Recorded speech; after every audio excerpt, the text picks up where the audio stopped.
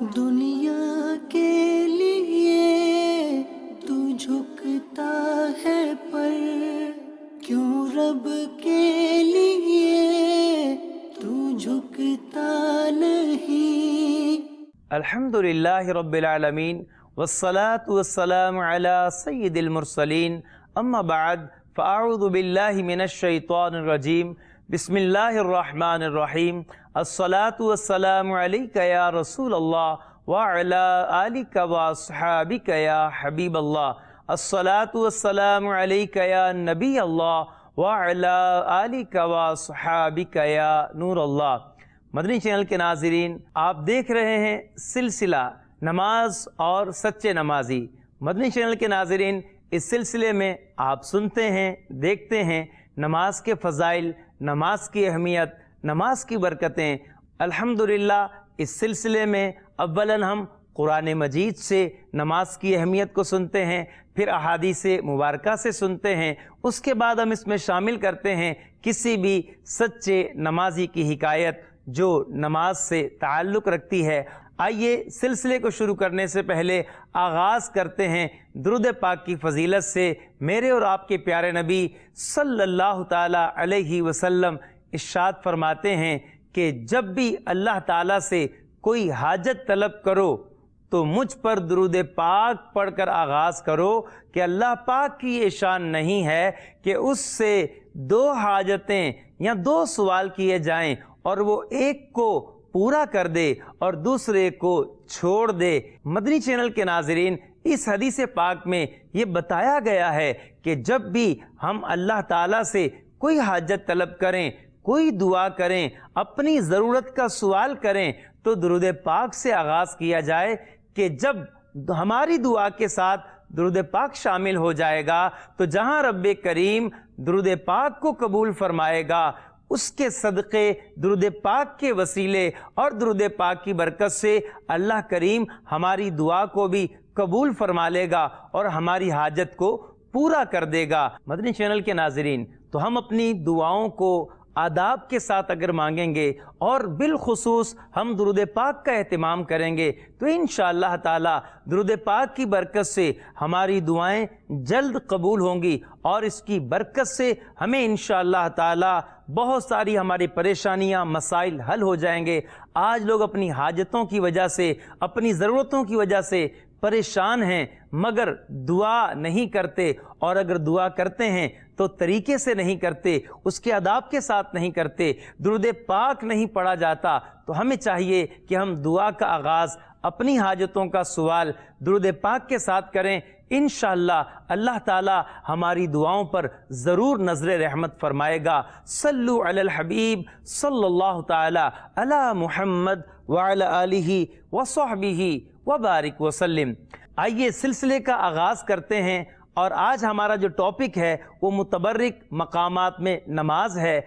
ایسی جگہیں جو کسی نہ کسی وجہ سے باعث برکت ہیں، برکت والی ہیں، اللہ تعالیٰ نے وہاں برکت رکھی ہے، چاہے وہ اس کا تعلق کسی بابرکت جگہ سے ہو یا بابرکت شخصیت سے ہو، تو وہ بابرکت مقام ہو یا وہ بابرکت شخصیت وہاں پر دفن ہو۔ آئیے ایسی جگہوں پر نماز پڑھنے کے متعلق آج ہم انشاءاللہ سنیں گے۔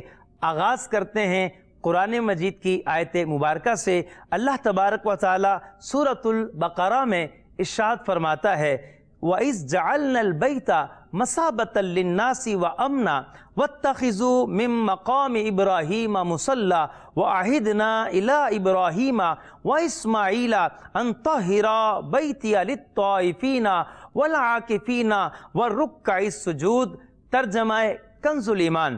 اور یاد کرو جب ہم نے اس گھر کو لوگوں کے لیے مرجع اور امان بنایا، اور ابراہیم کے کھڑے ہونے کی جگہ کو نماز کا مقام بناؤ، اور ہم نے تاکید فرمائی ابراہیم و اسماعیل کو کہ میرا گھر خوب ستھرا کرو، طواف والوں اور اعتکاف والوں اور رکوع و سجود والوں کے لیے۔ مدنی چینل کے ناظرین، اس آیت مبارکہ میں تین چیزیں بیان کی گئی ہیں۔ پہلے تو اللہ پاک نے خانہ کعبہ کی عظمت کو بیان کیا ہے۔ اللہ تعالیٰ نے اپنے گھر بیت اللہ کو مرجع بنایا، مطلب لوگ بار بار لوٹ کر اس کی طرف آتے ہیں، دنیا جہان سے لوگ بیت اللہ کی طرف سفر کرتے ہیں، کبھی حج کے لیے، کبھی عمرہ کے لیے، اور کبھی ویسے ہی زیارت کے لیے۔ بہرحال جو بھی حرم شریف میں داخل ہوتا ہے اور اسے خانہ کعبہ جانا ہے، اسے تو عمرہ کرنا ہی ہوگا۔ بہرحال اللہ کریم نے اس گھر کو ایسا بنایا ہے، لوگ بار بار اس کی طرف رجوع کرتے ہیں، تو جس کی طرف رجوع کیا جائے اسے مرجع کہا جاتا ہے۔ اللہ تبارک و تعالیٰ نے جو اسے دوسری صفت بیان کی ہے وہ یہ بیان کی ہے کہ بیت اللہ کو اللہ تعالیٰ نے امان بنایا ہے۔ جو حرم میں آ جاتا ہے، خانہ کعبہ میں آ جاتا ہے، وہ امن اور امان میں آ جاتا ہے، اسے امان مل جاتی ہے۔ اور پھر جو اس آیت میں دوسری چیز بیان کی گئی ہے جو ہمارے آج کے ٹاپک کے ساتھ تعلق رکھتی ہے، وہ یہ ہے کہ اللہ پاک نے ارشاد فرمایا کہ مقام ابراہیم کو نماز کی جگہ بناؤ۔ مدنی چینل کے ناظرین، یہ مقام ابراہیم کیا ہے؟ یہ جو مقام ابراہیم ہے، فرماتے ہیں یہ وہ پتھر ہے جس پر حضرت ابراہیم علیہ السلام نے کھڑے ہو کر بیت اللہ کو تعمیر کیا، خانہ کعبہ کی بنا رکھی۔ اللہ تبارک و تعالیٰ نے اس پتھر کو وہ عظمت عطا فرمائی کہ اسے خانہ کعبہ کے پاس ایک جگہ میں رکھ دیا گیا، اور لوگ قیامت تک آئیں گے، انہیں یہ حکم دیا گیا کہ اس جگہ کو نماز کی جگہ بنا لو۔ اور بعض علماء یہ فرماتے ہیں کہ یہاں جو نماز پڑھنے کی بات کی گئی ہے، یہ طواف کی 2 رکعتیں یہاں مراد ہیں۔ بہرحال یہ ایک جگہ ہے، ایک مقام ہے جو برکت والا مقام ہے، اور اس جگہ جو نماز پڑھنے کا حکم ملا ہے یہ کب نازل ہوا تھا؟ حضرت امیر المومنین عمر فاروق رضی اللہ تعالیٰ عنہ یہ بارگاہ رسالت میں آتے ہیں اور آ کر عرض کرتے ہیں، یا رسول اللہ صلی اللہ تعالیٰ علیہ وسلم، کیوں نہ ہم مقام ابراہیم کے پاس نماز ادا کیا کریں؟ تو نبی پاک علیہ السلام خاموش رہے۔ اللہ رب العالمین نے وہی نازل فرما دی کہ مقام ابراہیم کو نماز کی جگہ بنا لو۔ مدنی چینل کے ناظرین، اس آیت مبارکہ سے پتہ چلا کہ جو برکت والی جگہ ہو اس کے پاس نماز ادا کرنی چاہیے۔ سبحان اللہ، سبحان اللہ۔ دور سے نماز پڑھیں، خانہ کعبہ دور ہو بات اور ہوتی ہے، اور اگر قریب جا کے پڑھیں، سامنے بیت اللہ ہو، بیت اللہ کتنی عظمتوں والی جگہ ہے، اور وہاں تو برکت والی اور بہت ساری جگہ موجود ہیں۔ خلاصہ یہ ہے کہ برکت والی جگہوں پر نماز پڑھنی چاہیے۔ یہاں ایک سوال قائم ہوتا ہے کہ حدیث مبارکہ میں تو یہ بھی آتا ہے، جیسا کہ بخاری اور مسلم شریف کی حدیث مبارکہ ہے کہ نبی کریم صلی اللہ تعالیٰ علیہ وسلم نے ارشاد فرمایا، یہود و نصارہ پر اللہ تعالیٰ کی لعنت ہو، انہوں نے اپنے پیغمبروں کی قبروں کو سجدہ گاہ بنا لیا۔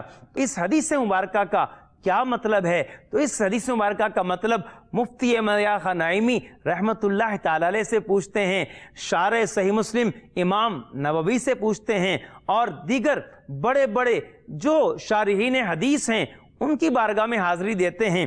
وہ کیا فرماتے ہیں؟ بڑے بڑے مفسرین نے اور شارحین حدیث نے اس حدیث کا کیا مطلب بیان کیا ہے؟ اعلیٰ حضرت امام اہل سنت نے شرح صحیح مسلم کے حوالے سے، اور اس کے علاوہ علامہ طیبی شافعی رحمۃ اللہ علیہ کی جو مشکات کی شرح ہے اس کے حوالے سے اس حدیث کے تحت کیا روایت کیا ہے، کیا نقل کیا ہے، آئیے سنتے ہیں۔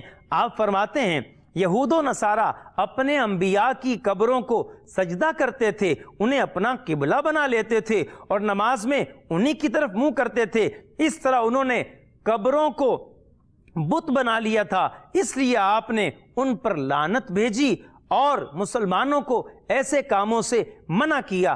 آگے فرماتے ہیں، رہا وہ آدمی جو کسی صالح نیک آدمی کی قبر کے پاس مسجد بنائے یا مقبرے میں نماز پڑھے، اور اس کا مقصد یہ ہو کہ صالح انسان کی روح سے تقویت حاصل کرے، یا اس کی عبادت کے اثرات میں سے کچھ اثر اس تک بھی پہنچ جائے، اور قبر کی تعظیم اور اس کی طرف منہ کرنا مقصود نہ ہو، تو اس میں کوئی حرج نہیں ہے۔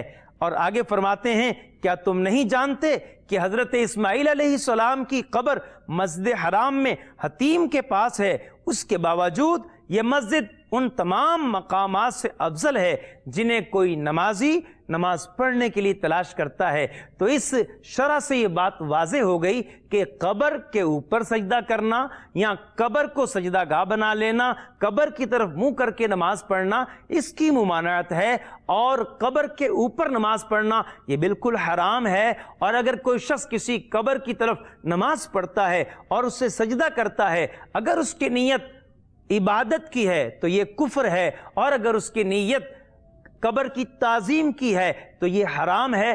اگر یہ دونوں چیزیں نہیں ہیں اور وہ قبر سے ہٹ کر ایک طرف کعبۃ اللہ شریف کی طرف منہ کر کے نماز پڑھتا ہے تو اس میں کوئی حرج نہیں ہے۔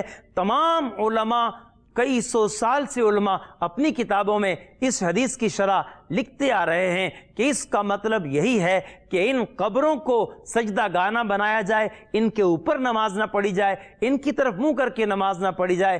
رہا یہ معاملہ نیک آدمی کی قبر کے پاس، اس کی کسی اور سمت میں ہٹ کر، دوسری طرف ہٹ کر بس اس کے قرب میں نماز پڑھی جائے، تو فرماتے ہیں کہ اس میں کوئی حرج نہیں ہے، بلکہ یہ باعث برکت ہے اور یہ تبرک والی بات ہے اور صاحب مزار سے برکتیں حاصل کرنے والی بات ہے، اور نماز کی قبولیت میں، دعاؤں کی قبولیت میں اور زیادہ امکانات روشن ہو جاتے ہیں اور دعاؤں کی قبولیت جلد از جلد ہوتی ہے۔ آئیے اس حوالے سے کچھ اور چیزیں بھی شامل کرتے ہیں۔ اعلیٰ حضرت امام اہل سنت امام احمد رضا خان رحمۃ اللہ تعالی علیہ اس بات کے متعلق ایک دلیل بھی ارشاد فرماتے ہیں کہ قبر کی طرف منہ کر کے نماز پڑھنا یہ منع ہے، کسی اور سمت میں قبر کے پاس نماز پڑھنا منع نہیں ہے۔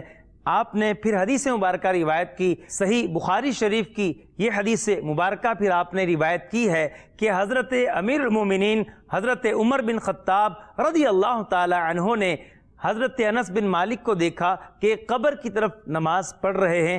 حضرت انس بن مالک رضی اللہ تعالی عنہ لا علمی میں نماز پڑھ رہے ہوں گے۔ حضرت امیر المومنین نے ارشاد فرمایا قبر قبر۔ جب انہوں نے یہ سنا نماز ہی کی حالت میں آگے بڑھ گئے اور جو قبر کی طرف ان کا رخ تھا وہ ختم ہو گیا۔ اعلیٰ حضرت امام اہل سنت فرماتے ہیں اس حدیث سے پتہ چلا کہ قبر کی طرف رخ کر کے نماز پڑھنا منع ہے، کسی اور سمت میں ہٹ کر نماز پڑھنا قبر کے پاس یہ منع ہرگز نہیں ہے۔ اور بخاری شریف کی حدیث میں یہ بھی ہے کہ حضرت انس رضی اللہ تعالی عنہ نے جو نماز پڑھی تھی، امیر المومنین نے انہیں نماز دہرانے کا بھی حکم ارشاد نہیں فرمایا۔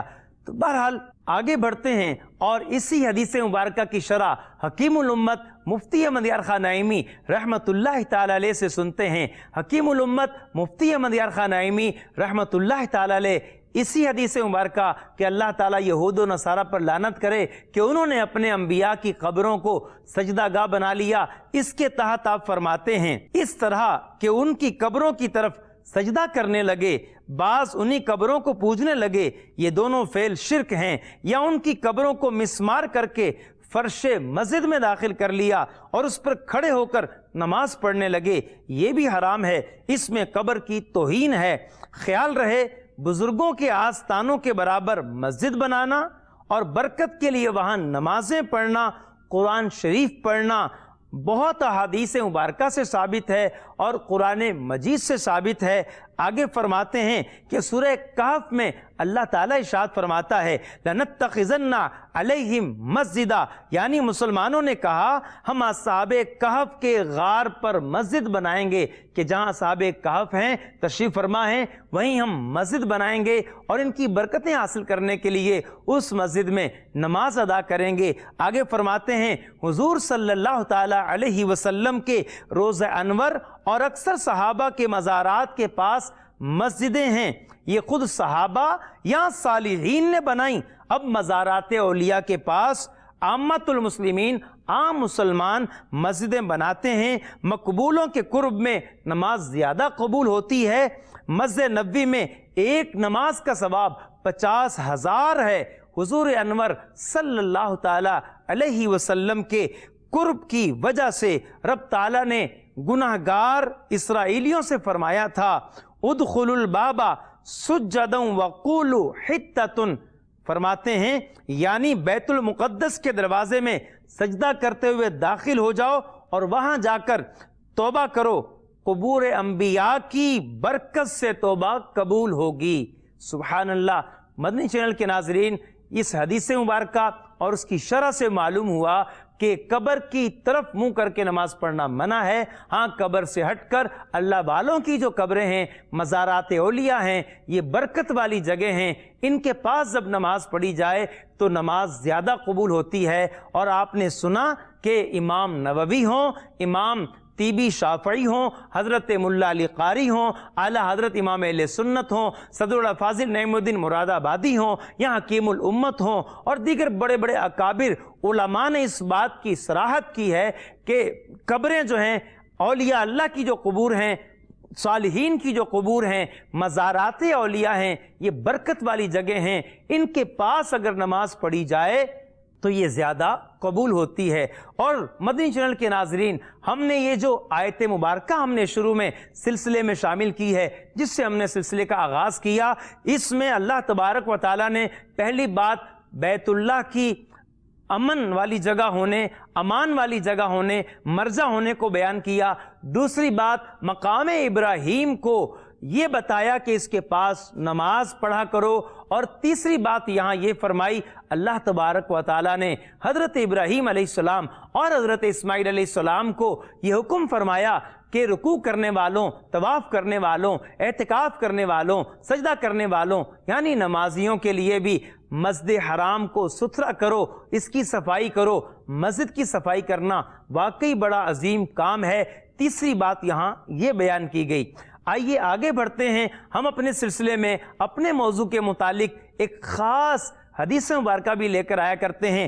آج جو حدیث مبارکہ ہم شامل کر رہے ہیں مدنی چینل کے ناظرین، وہ حدیث مبارکہ حضرت امام ابو داؤد نے سنن ابی داؤد میں نقل فرمائی ہے۔